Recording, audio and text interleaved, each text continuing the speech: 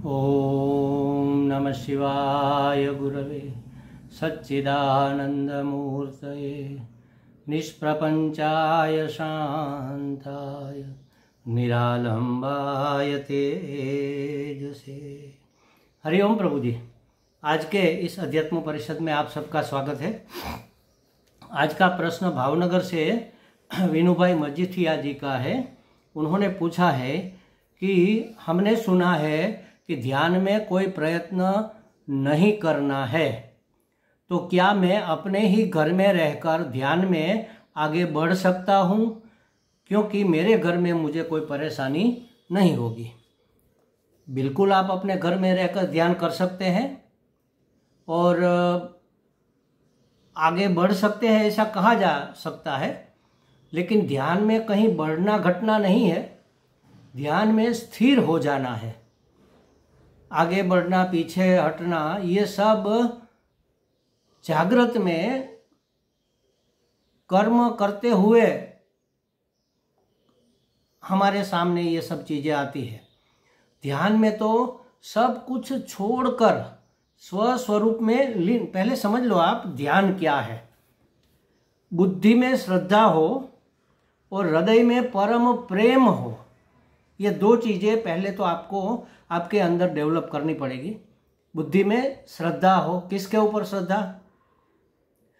गुरु वेदांत वाक्य सु विश्वास श्रद्धा, ऐसा श्रद्धा की व्याख्या है।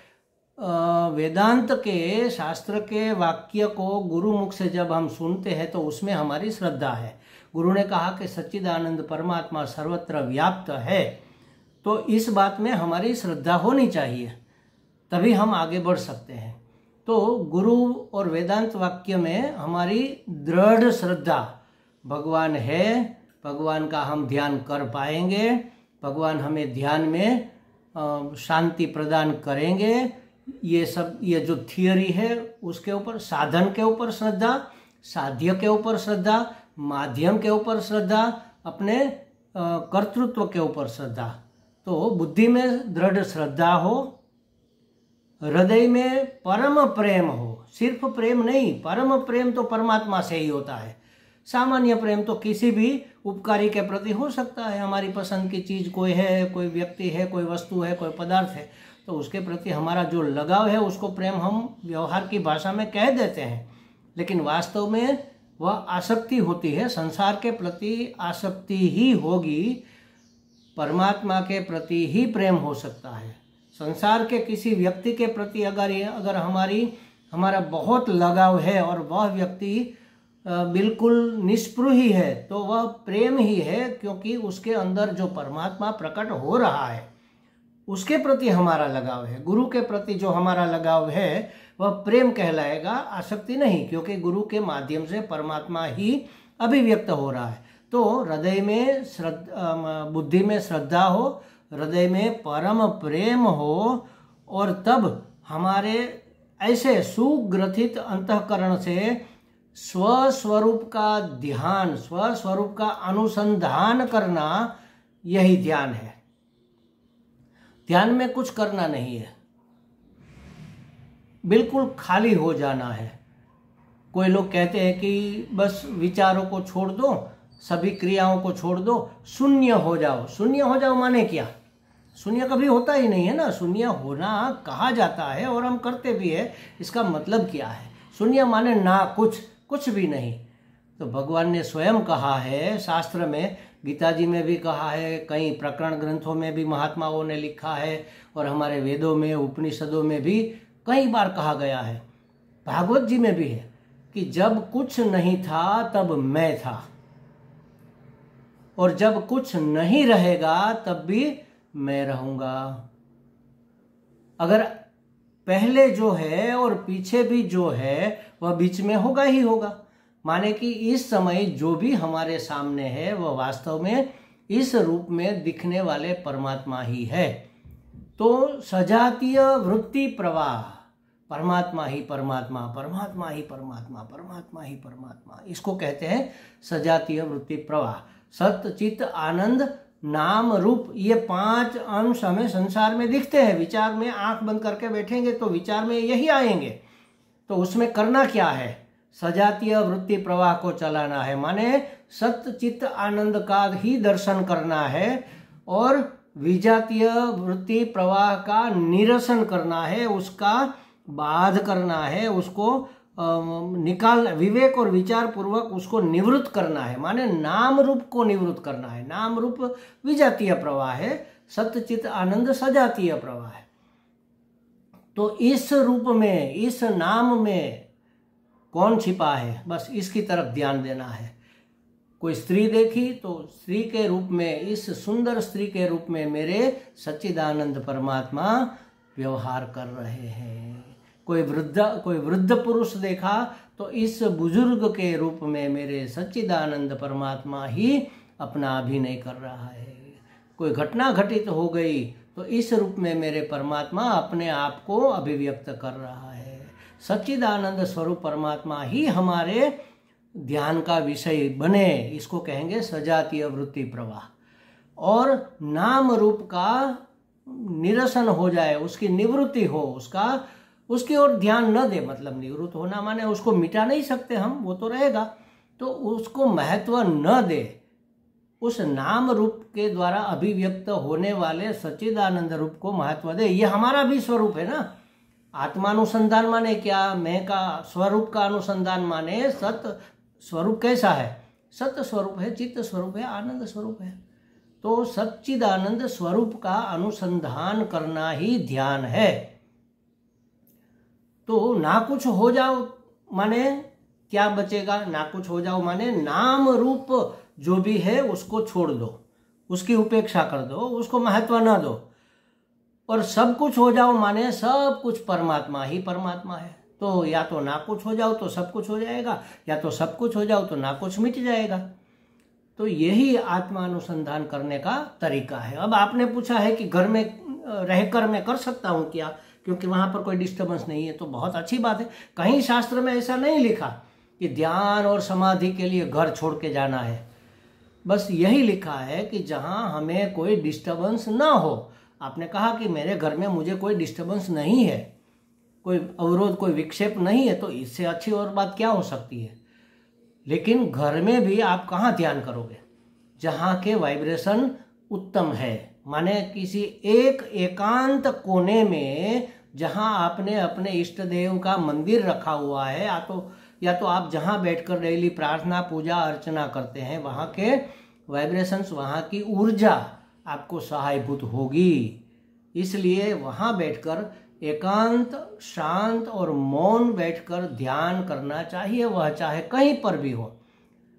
और ऐसा एकांत, शांत, मौन स्थान ढूंढने के लिए हमारे महात्मा नदी के किनारे, पवित्र नदियों के किनारे गए, हिमालय की गुफाओं में गए, कंदराओं में गए, पहाड़ की चोटी पर बैठे, क्योंकि वहाँ कोई डिस्टर्बेंस नहीं है ना।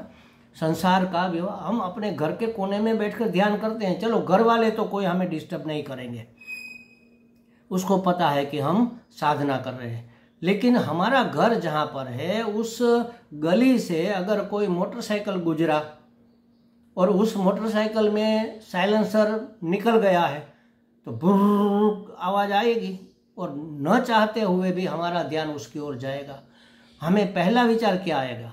अरे लोग कैसे है, सुबह सुबह इतनी आवाज़ करते हुए निकलते हैं, साइलेंसर, बिना साइलेंसर का मोटरसाइकिल लेकर निकलने की क्या आवश्यकता है? बेवकूफ़ लोग शांति नहीं रहने देते। तो हमें तो उस बेवकूफ़ का ध्यान होने लग गया। तो इसलिए एकांत स्थान में जाने का महात्म्य है। अगर आपके घर में शांति है, एकांत है, कोई डिस्टर्बेंस नहीं है, तो वहीं पर ही ध्यान किया जा सकता है और करना भी चाहिए। तो हम तो समाज में रहते हैं, सोसाइटी में रहते हैं, तो कोई ना कोई वहाँ से न निकले ऐसा प्रतिबंध तो हम लगा नहीं सकते। तो क्या करें? इसका उपाय हमारे शास्त्र में बताया गया है कि घर के शांत, एकांत, मौन कोने में बैठकर अगर ध्यान करना है तो ऐसे समय में करो कि जब पूरा संसार सोया हुआ है। इसीलिए ब्राह्म मुहूर्त का महात्म्य है। 3 बजे उठ जाओ, नहा धोकर या तो फ्रेश होकर 4 बजे बैठ जाओ ध्यान में। कौन निकलेगा 4 बजे, कौन उठेगा? इस जमाने में तो 9-9, 8-8, 9-9, 10-10 बजे लोग उठने वाले हैं। बिल्कुल शांति रहेगी। मैं स्वयं 3 बजे उठकर मैं 5:15 बजे नीचे वॉकिंग के लिए जाता हूँ। न तो कोई बंदा मिलता है, न बंदे की जात मिलती है, चिड़िया भी नहीं चहकती। 5 बजे कौन है? कोई नहीं होगा। 5 से 6 बजे वॉकिंग कर लिया, 6 बजे धीरे धीरे संचार शुरू होता है, तो मैं अपने कमरे में आकर फिर अपना वो नित्य क्रम है वो कर लेता हूँ। तो कोई डिस्टर्बेंस नहीं। और वॉकिंग के समय भी मैं अपना सदगुरु जी का प्रवचन सुनता रहता हूँ, सत्संग सुनता रहता हूँ, मोबाइल में ईयरफोन लगाकर। तो कहने का मतलब ये है कि आप ऐसा समय निकालो, ऐसा स्थान ढूंढो, ऐसी परिस्थिति बनाओ कि जहाँ पर आपको कोई डिस्टर्बेंस न हो, और ऐसी जगह बैठकर आप अपने स्वस्वरूप का ध्यान करो। स्वस्वरूप का माने सच्चिदानंद परमात्मा का अनुसंधान करो।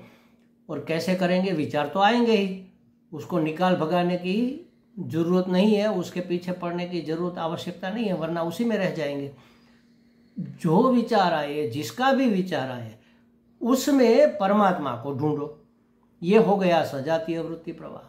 जो भी विचार में आया, पीताम्बर भाई हमारे पड़ोसी है, विचार में पीताम्बर भाई आए तो हमें पीताम्बर भाई के बारे में नहीं सोचना है, हमें यह सोचना है कि पीताम्बर तो हमारे सांवरे का, सलोने का वस्त्र है। पीला पीताम्बर पहनकर कैसे वृंदावन में वह चहल पहल करता रहता है, बांसुरी बजाता रहता है। बस उसी को ढूंढो। हर एक वस्तु आपके लिए अपने परमात्मा को पहचानने का निमित्त बन सकती है।